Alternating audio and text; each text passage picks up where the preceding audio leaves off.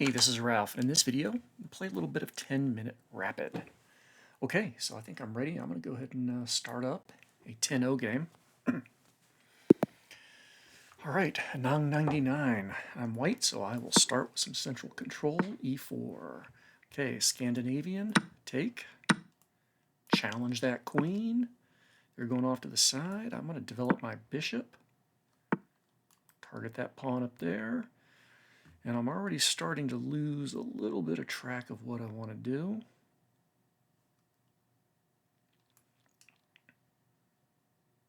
I think I can push this pawn.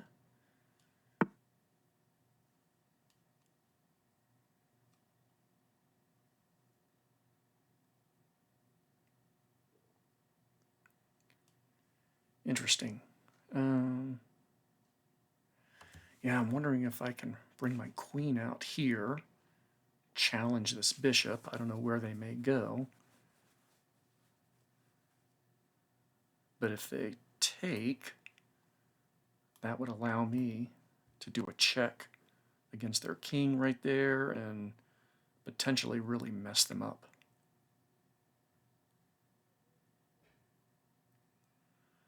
But I should also consider developing a castling.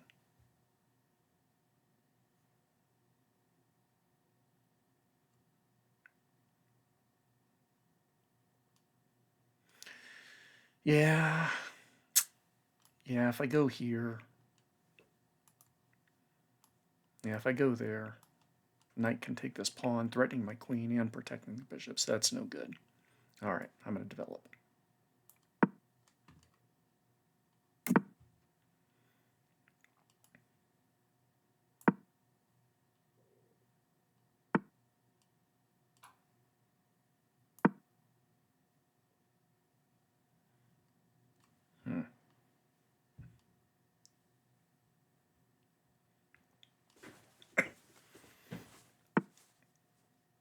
Okay, so we've got double pressure on this pawn.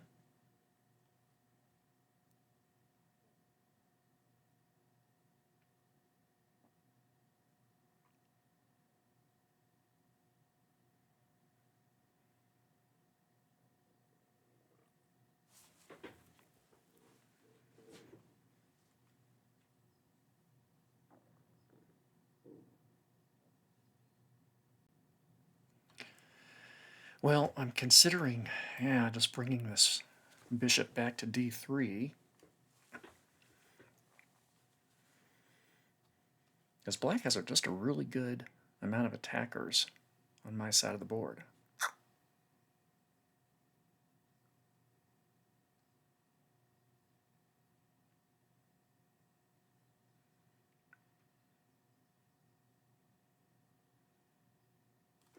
Now I too could castle queenside. And at the moment, I do have two defenders of this a2 pawn.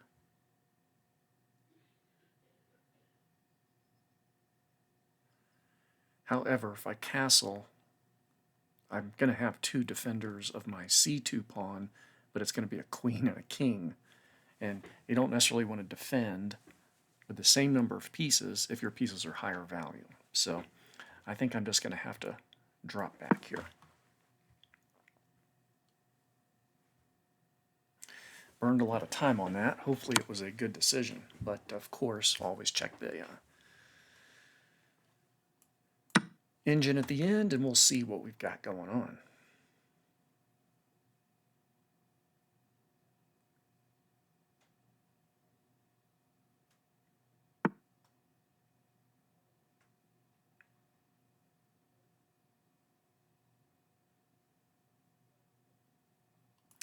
Yeah, I guess I'm going to castle kingside just to kind of get out of this pressure here.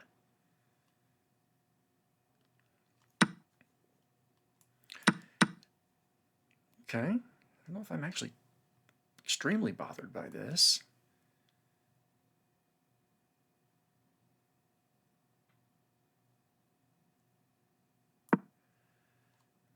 Defend this pawn, and I've got a potential fork up here against their rooks.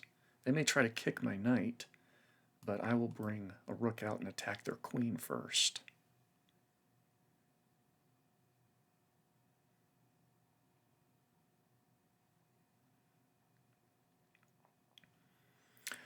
Because although my opponent is up a pawn, yeah, their knight is not developed.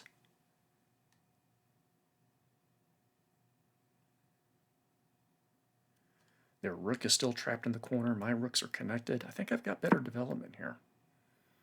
Yeah, let's challenge this queen.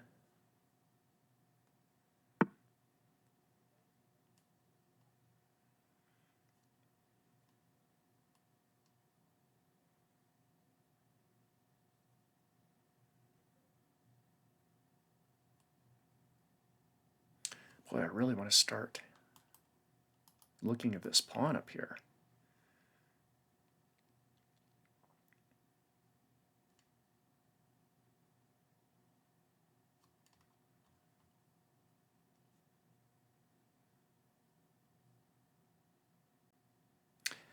You know what? I don't think this is too crazy.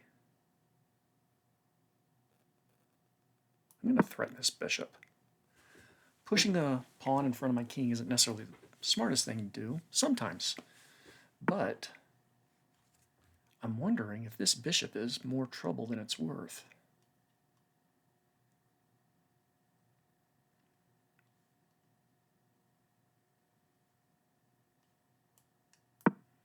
Yeah, I'm not going to take with my knight. I want to hold on to this knight a little longer. See if I can just pressure it more.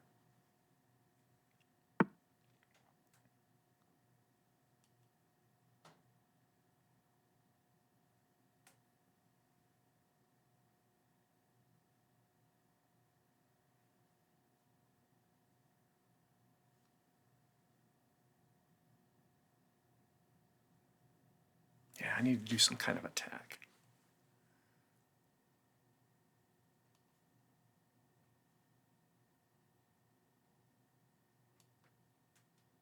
Okay, I'm taking that.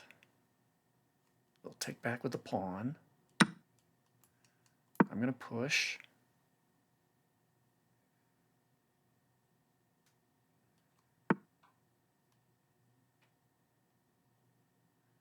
I'm going to push again, and I'm going to get my bishop here, looking at that c7.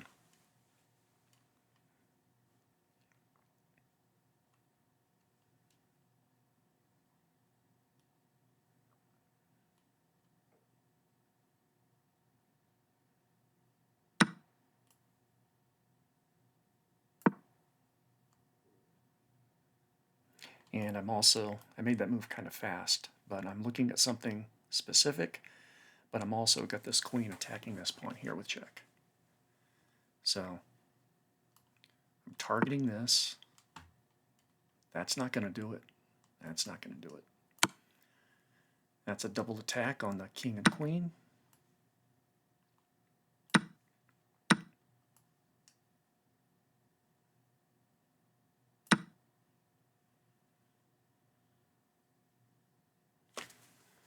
Okay, now I've got the advantage. One pawn advantage. Obviously our pawns are not that great, but I'm pretty quick into bringing my rook into the game.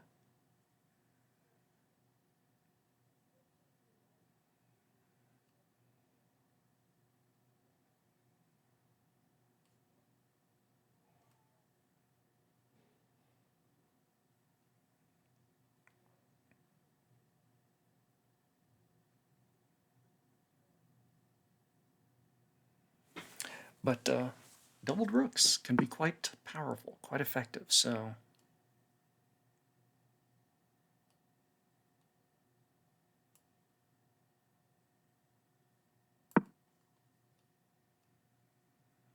and I'm going to move kind of fast. My opponent has a couple minutes on top, has a couple minute time advantage as well.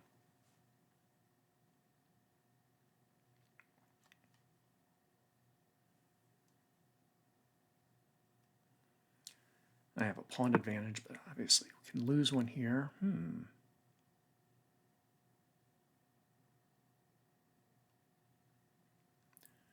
Yeah, I can take this pawn, I realize, but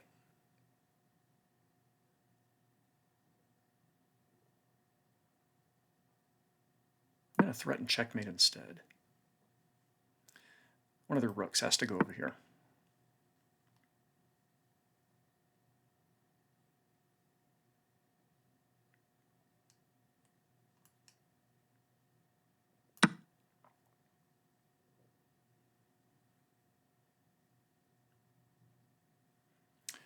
Don't know if I should have taken that, but I've got some pawns I can start pushing. You know what? I probably should have pushed that pawn instead. Get this knight out of the way and start pushing my d pawn. These double pawns are not necessarily the best, but they are passed pawns.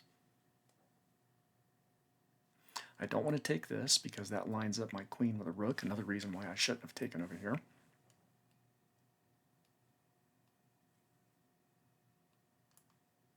And I have to keep an eye out for checks.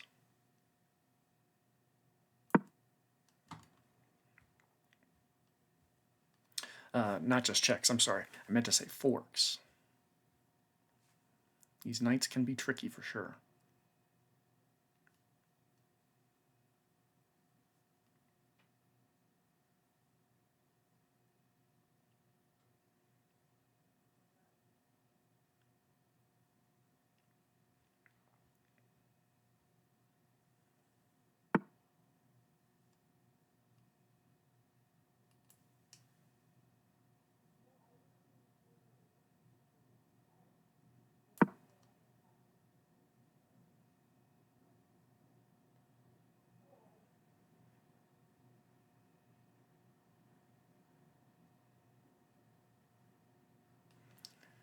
Okay, they need to move that knight.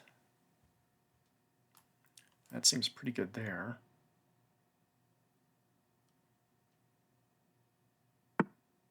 Ooh.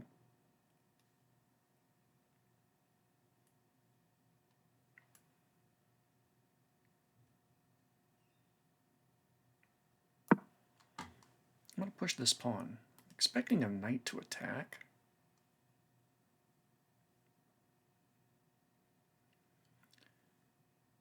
But I'd like to see if I can get my queen here or over here and start looking at this a7 pawn.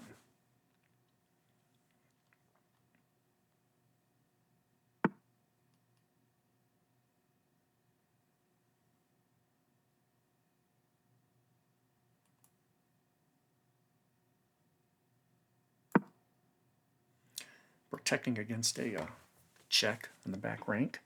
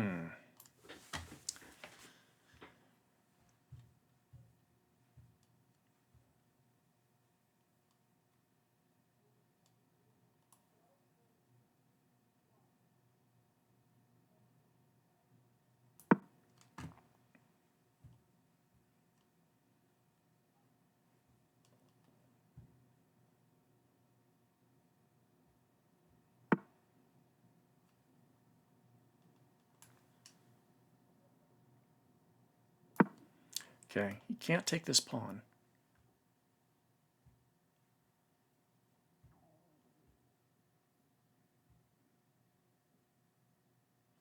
If he does, I'd have the back rank mate with a check. Rook takes, queen takes checkmate.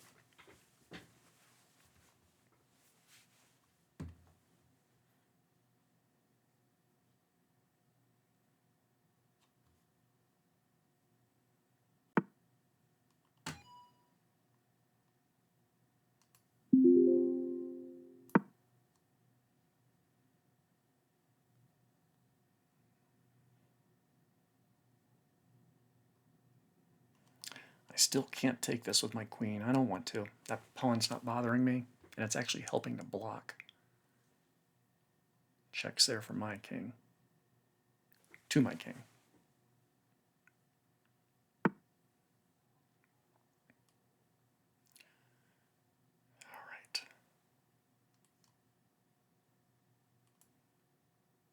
I'm just going to push this pawn. I'm not sure what to do. I just want to take away some squares from this knight for a moment. I need to look at this over here.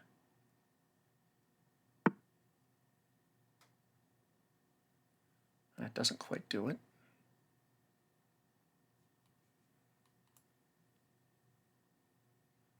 Oh, he's got a fork square right there.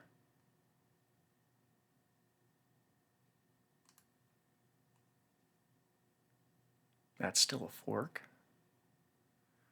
Actually, it's not. If he goes for it, I'll have checkmate. If knight goes there, I've got a checkmate on b7.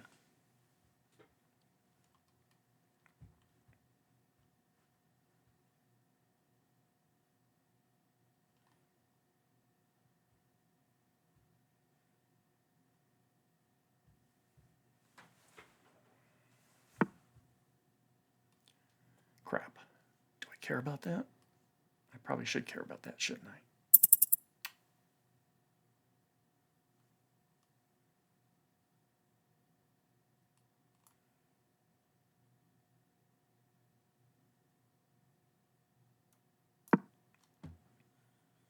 Yeah, he's going to be able to take with check.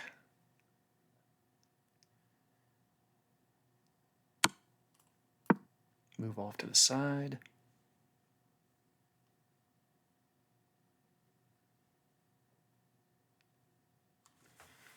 I don't do too good with very well with time pressure, so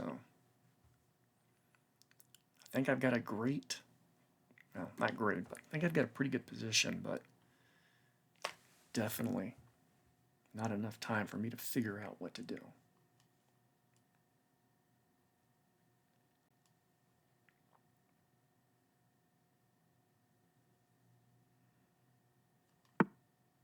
Okay.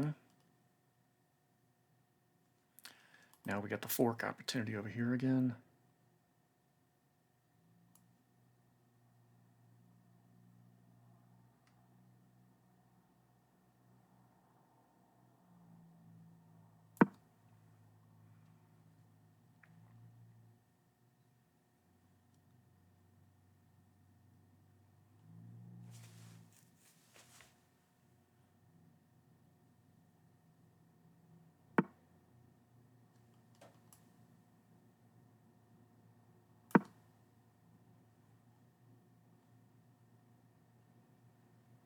Yeah, I don't know if that was a good move.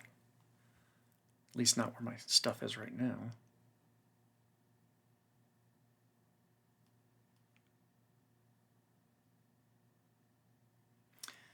Maybe, I don't know. Oh man, that's the problem with a 10-0 game. There's no increment. I'm cooking up something. I might be able to take over here with my queen. Depends on where this, if that knight goes back, that's a pain in the butt. All right.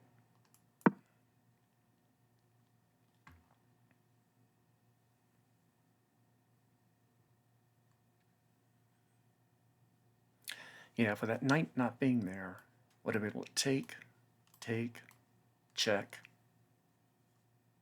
take, promote, checkmate. I wonder if I still have something up here. Yeah, maybe if I can get another pawn up. We'll see.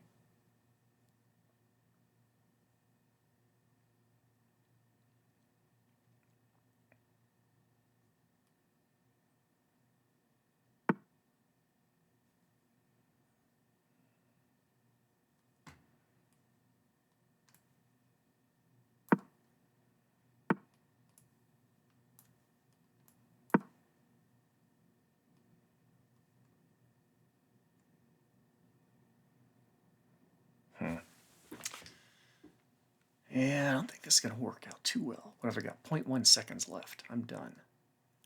Crap. Very good game, though. Whew. Thanks for the game. A 9.99. Oh man, oh man. Okay, let's see what I could have done better, especially in the beginning there.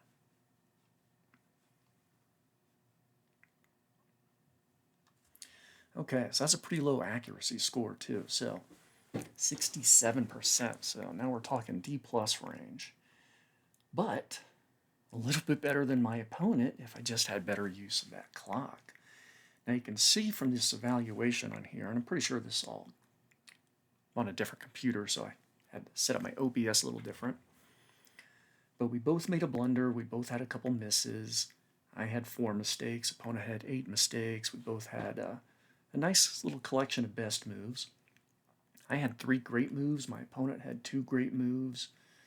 Yeah, so there's certainly some good and a fair bit of bad. And you can see from this chart here, I'm white, so of course I want to see this white part of this chart go up higher. And starts off even, fair enough. Looks like I make some mistakes and it drops down. My opponent makes some mistakes, I get the advantage. And then I have some pretty big mistakes, and black has the advantage. Black makes a blunder, that's the red dot up there, and all of a sudden white has the advantage again. I start to lose it a little bit, but I'm maintaining a good advantage through the end. I just, under that time pressure, my mind can't process very quickly, and couldn't see the win. So, all right. Well, now that I've got that, let's click on the analysis bar, the analysis option. And I'm just going to use my arrows here. I'm going to go through this game a little bit more carefully on my own later on, based on the time here. I've got an appointment I've got to get to. But let me go ahead and start off with at least the start of this. Okay, so far these are all book moves. White versus a Scandinavian Defense. Okay, yeah, I was wondering about that. That's a good move, but I wasn't quite sure what some of the recommended best moves are here. And normally I don't like to look at the engine so quick, but I am right now. And D4 is excellent. H3 is best. Oh boy. Okay. So yeah, so bringing H3 out to help minimize any pressure I might start to be feeling on this square, this G4 square, you know, for bishops coming out. That makes it easier for me to develop my knight and stuff like that. Okay. All right, I'm going to move a little bit quicker here. Okay, here's an inaccuracy. And that really gives white the advantage. Yeah, so I'm wondering if I should have just castled right then. Or I can also see the value of developing this bishop to D2, which forces the queen to have to do something. Castling is the best move. Bishop takes F7. Yeah, free pawn up there. And I knew when I moved my bishop to C4 that I was going to be targeting this pawn, but I totally forgot to keep an eye on it. So, yeah, I kind of forgot about that. Castling or bishop takes F7 are both pretty equally the best move. Okay, that's a miss. And this is a blunder. And I guess because, yeah, I'm checking the engine here. Yeah, bishop A3. Oh yeah, they can bring their bishop, although I don't know if they would consider doing that, but this is a pretty good common tactic. Bishop A3, if I take with my pawn, their queen can take my knight. And their queen's going to have really good attacking potential in here. Plus, they're going to have multiple pieces now. Looking at this pawn, that's probably not going to last. Oh, instead of that blunder, what should I have done? Push this. Castle. Castling is still the best.